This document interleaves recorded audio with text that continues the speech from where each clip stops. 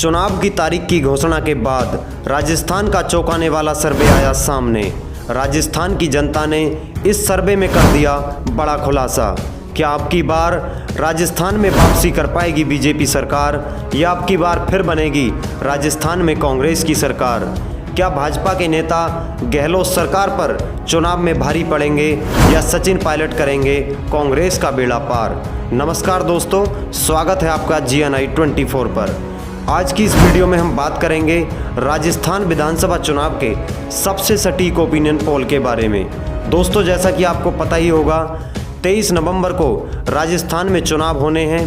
5 दिसंबर को चुनावी परिणाम घोषित होंगे, लेकिन उससे पहले राजस्थान विधानसभा चुनाव का एक चौंकाने वाला सर्वे सामने आया है कि अब की बार राजस्थान में किस पार्टी की सरकार बनेगी।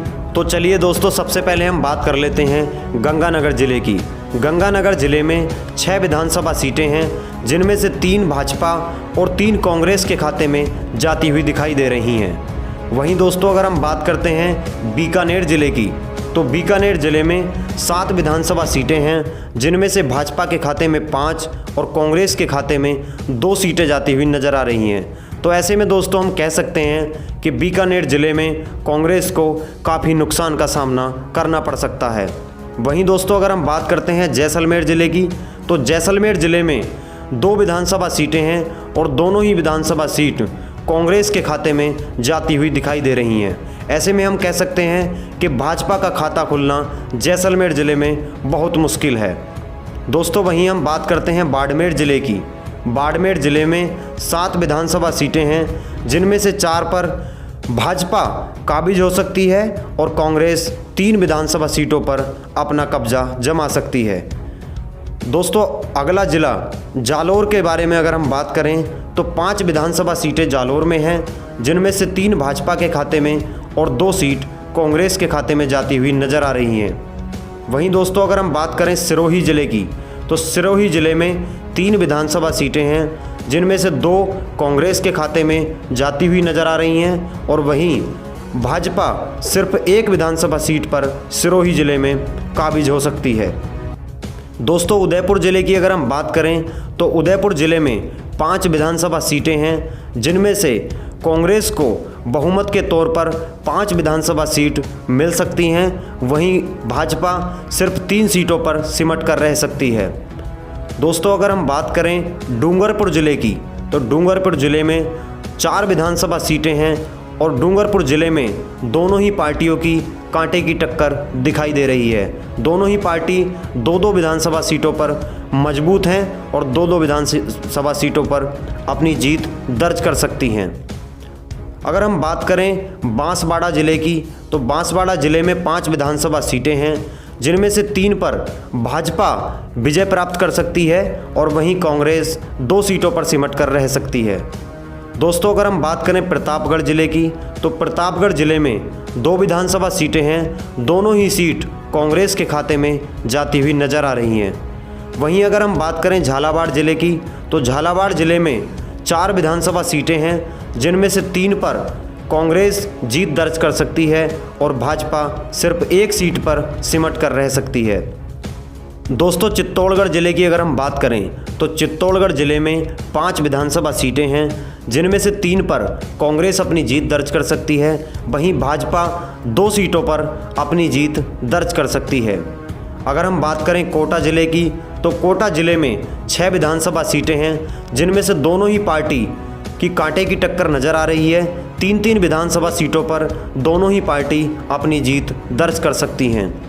वहीं दोस्तों, अगर हम बात करें 12 ज़िले की, तो 12 ज़िले में 4 विधानसभा सीटें हैं, जिनमें से 2-2 सीट दोनों ही पार्टी वहां पर जीत सकती हैं।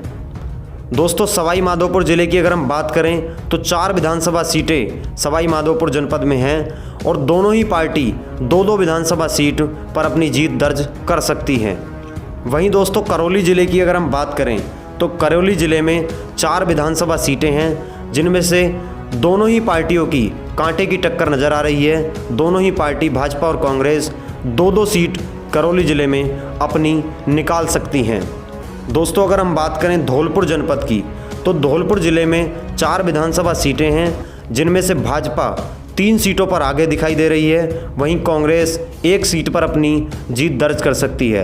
ऐसे में हम कह सकते हैं कि धौलपुर जिले में कांग्रेस को भारी नुकसान का सामना करना पड़ सकता है।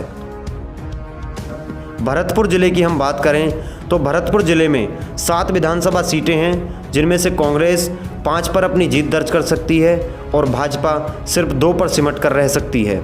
अलवर जिले की अगर हम बात करें तो अलवर जिले में 11 विधानसभा सीटें हैं, जिनमें से 6 विधानसभाओं पर कांग्रेस अपनी बाजी मार सकती है, वहीं 4 विधानसभाओं पर भाजपा अपनी जीत दर्ज कर सकती है।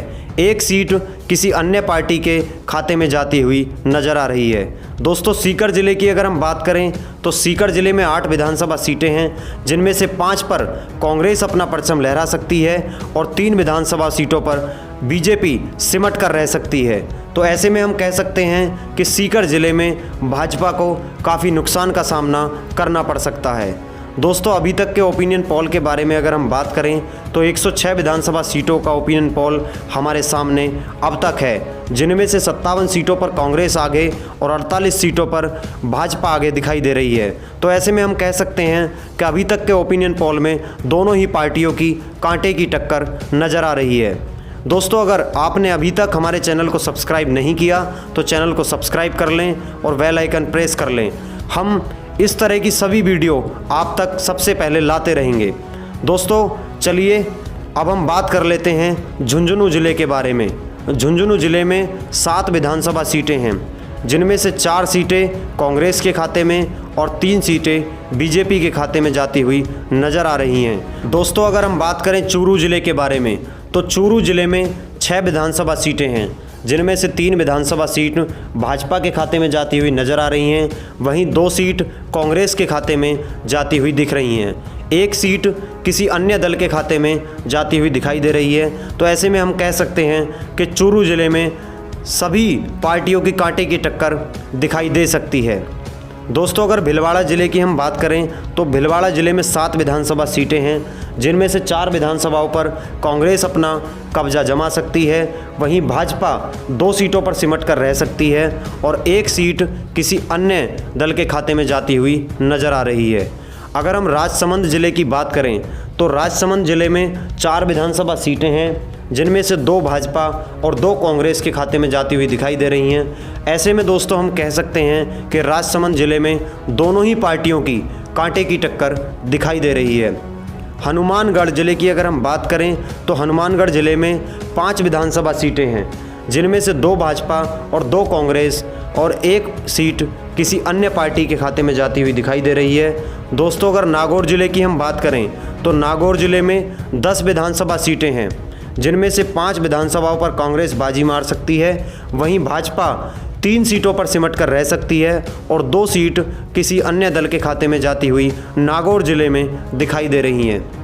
दोस्तों, अगर बात करें हम जोधपुर ज़िले के बारे में तो जोधपुर ज़िले में 10 विधानसभा सीटें हैं, जिनमें से 6 सीटें कांग्रेस के खाते में जाती हुई नज़र आ रही हैं, वहीं 3 सीट भाजपा के खाते में जाती हुई दिखाई दे रही हैं। 1 सीट पर किसी अन्य पार्टी की जीत जोधपुर ज़िले में दिखाई दे रही है। दोस्तों, अगर पाली जनपद की हम बात करें तो पाली ज़िले में 6 विधानसभा सीटें हैं, जिनमें से 3 कांग्रेस, 2 भाजपा और 1 सीट किसी अन्य दल के खाते में जाती हुई दिखाई दे रही है। दोस्तों, अगर अजमेर ज़िले की हम बात करें तो अजमेर ज़िले में 8 विधानसभा सीटें हैं, जिनमें से 5 सीटों पर कांग्रेस बाजी मार सकती है, वहीं भाजपा 3 सीटों पर अजमेर ज़िले में सिमट कर रह सकती है। तो ऐसे में हम कह सकते हैं कि भाजपा अजमेर ज़िले में काफ़ी कमज़ोर नज़र आ रही है। वहीं दोस्तों, अगर हम बात करें बूंदी ज़िले की तो बूंदी ज़िले में 3 विधानसभा सीटें हैं, जिनमें से 2 सीटें कांग्रेस के खाते में और 1 भाजपा के खाते में जाती हुई दिखाई दे रही है। टोंक ज़िले की अगर हम बात करें तो टोंक ज़िले में 4 विधानसभा सीटें हैं, जिनमें से 3 सीटों पर कांग्रेस बाजी मार सकती है, वहीं 1 सीट भाजपा के खाते में जाती हुई दिखाई दे रही है। दोस्तों, अगर दौसा ज़िले की हम बात करें तो दौसा ज़िले में 5 विधानसभा सीटें हैं, जिनमें से 3 पर कांग्रेस बाजी मार सकती है, वहीं 2 सीटों पर भाजपा अपनी जीत दर्ज कर सकती है। दोस्तों, अगर हम बात करें जयपुर ज़िले के बारे में तो जयपुर ज़िले में 8 विधानसभा सीटें हैं, जिनमें से 5 विधानसभाओं पर कांग्रेस बाजी मार सकती है, वहीं 3 विधानसभा सीटों पर भाजपा अपनी जीत दर्ज कर सकती है।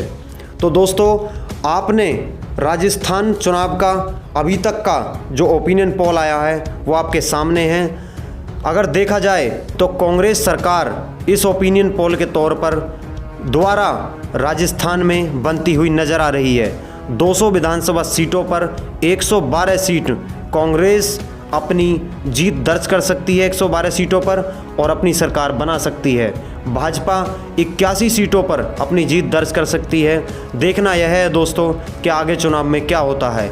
हर दिन ओपिनियन पोल बदलते रहते हैं, लेकिन जनता ने जो सबसे सटीक ओपिनियन पोल दिया है वो आपके सामने है दोस्तों।